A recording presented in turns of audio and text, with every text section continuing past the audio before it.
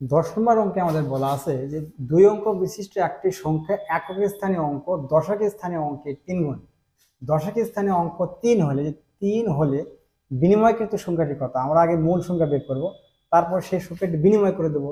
একক স্থানীয় অঙ্ক দশকের স্থানে আনবো, দশকের স্থানীয় অঙ্ক একক স্থানে নিয়ে যাবো আমরা। তাহলে এখানে দশকের স্থানীয় অঙ্ক আমাদের দেওয়া আছে 3, কিন্তু এককের স্থানীয় অঙ্ক দেওয়া নাই। এটা আমাদের বের করতে দশকের স্থানীয় অঙ্কে 3 গুণ একক স্থানীয় অঙ্ক। তাহলে খুব অসাধারণ টেকনিকে অঙ্কটা বের করা যাবে। তাহলে আমরা বলতে পারি সংখ্যাটি, তাহলে সংখ্যাটি কত?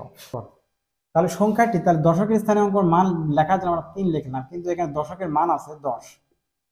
দশক, এই 10টা আমাদের দশকের স্থানীয় মান 10, আর অঙ্ক আমাদের 3 দেওয়া আছে, 3 দিলাম যোগ। তাহলে একক স্থানীয় মান কত আছে? 1 থাকে। আমরা এই পাশে লিখতে পারি, এই পাশে লিখতে পারি 1। তাহলে একক স্থানীয় অঙ্কটা কত? আমাদেরকে দশকের স্থানীয় অঙ্ক 3 গুণ, দশকের স্থানীয় অঙ্ক 3, তাহলে একক স্থানীয় অঙ্ক 3 গুণ করতে হবে। তাহলে এই 3 ও 3 দ্বারা গুণ করেন, 3 ও 3 দ্বারা গুণ করলে 3 গুণন 3, তাহলে কত হলো? 3 10 30 যোগ 3 3 9। তাহলে মূল সংখ্যা হলো আমাদেরকে 39। তাহলে মূল সংখ্যা 39 হলো। তাহলে এইটা সংখ্যা, এটাকে বিনিময় করে দেন, বলছে বিনিময়কৃত সংখ্যা। আমরা সংখ্যা পেলাম, কিন্তু এটাকে বিনিময় করে দেব। তাহলে বিনিময়কৃত